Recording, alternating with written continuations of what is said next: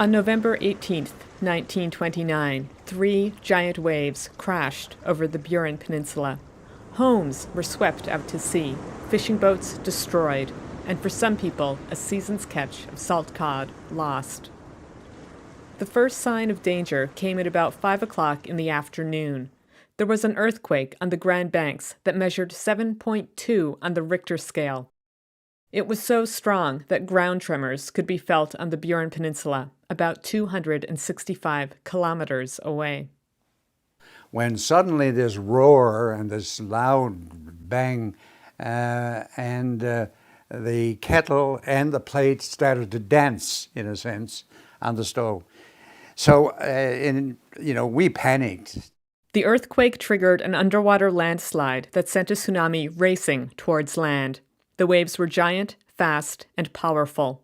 They reached the peninsula in about 2 hours. I think around 7 o'clock, somebody screamed, and you could see the wave, forming and coming in the harbor. And as it came in, it became higher and higher as the space between narrowed. 2 more waves followed. In most places, the water swelled to a height of between 3 and 7 meters. But as the waves pushed into some of the peninsula's long, narrow bays, they grew in size and strength. Some were 27 meters high, about as tall as an 8-story building. It took just 30 minutes for the tsunami's 3 main waves to hit the Burin Peninsula. In that time, they wreaked incredible havoc. Houses were ripped from their foundations. Some were destroyed entirely. The lucky ones could still be salvaged. Waves poured into this house and drowned Sarah Rennie and her 3 children. A 4th child, Maggie, was later found alive upstairs. About 40 kilometers to the north, Fanny Kelly drowned with her 10-year-old daughter, Dorothy. Their bodies were never found. Thomas Hillier died trying to save his fishing boat from the waves. He left behind a pregnant wife. Henry Hillier lost his wife, Elizabeth, and 4 grandchildren. In Port-au-Bras, Thomas Fudge watched helplessly as his house was swept out to sea, his wife and 3 daughters trapped inside.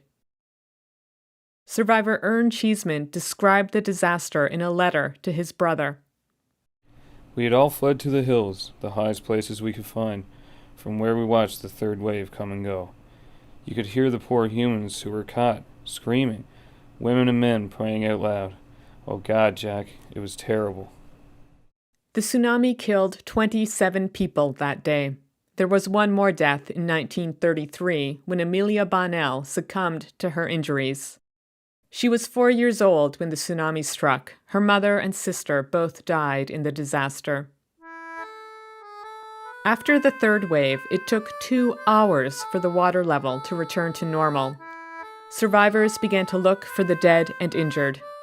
Any boats that had not been lost were used to save people washed out to sea or still in homes adrift on the water. The fishing flakes and wharves that for generations had lined the coastline were almost all gone, smashed to bits and replaced by a vast expanse of floating debris. People tried to salvage what they could from the rubble. Back on land, the houses still standing had to accommodate survivors. It was November and it was cold. The morning after the disaster brought with it a bitter snowstorm. There were other problems too. Food began to run out.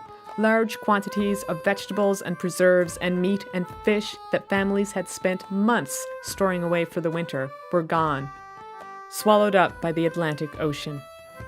Even worse, survivors had no way to call for help.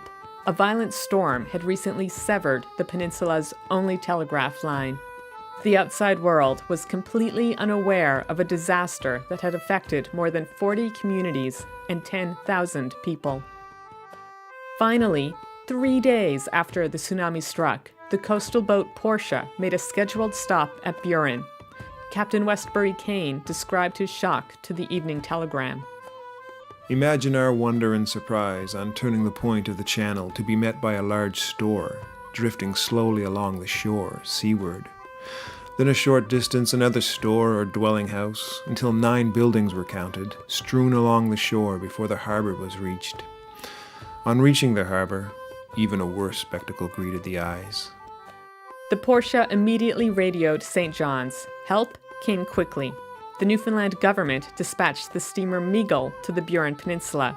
It was loaded with food, clothing, and medical supplies, and it carried a complement of doctors and nurses. Local newspapers reported daily on the disaster. The New York Times even printed a photo spread. A South Coast Disaster Committee formed to raise funds and distribute relief. It received dozens of letters from survivors in desperate need of help. Dear sirs, have you got any clothes you could send me? I have a large family and lost everything I had in the tidal waves. I need the clothes badly. Celestine Edwards, Lawn. Day after day, stories of heartbreak and courage emerged. One of the most celebrated was of nurse Dorothy Cherry. She survived the tsunami and then spent 6 days walking from settlement to settlement, helping the wounded. The rescue ship Meagle finally picked her up at Lawn on November 24th. On board, Dr. H.M. Mosdell wrote glowingly of her efforts. It must have been a superhuman effort for Nurse Cherry to make her way on foot all through the stricken area from Lameline to Lawn, a distance of 20 miles. She was found almost in a state of collapse after her strenuous and self-sacrificing efforts. Donations poured in from across Newfoundland and Labrador, North America, and Britain. Houses were soon rebuilt, but the tsunami had dealt the peninsula's economy a devastating blow. Some local merchant firms had to close. Fishermen lost their boats and gear, and the cod fishery, the very engine of the peninsula's economy, was a failure for 3 years in a row. All this at the beginning of a decade-long Great Depression. And it was years before some people recovered, and some never did. They just simply changed their way of earning a living by leaving St. Lawrence and going someplace else. Many communities did not recover until the 1940s, when the Second World War initiated a new era of prosperity for all of Newfoundland and Labrador. The construction of a military base at nearby Argentia created jobs for the Burin Peninsula's residents.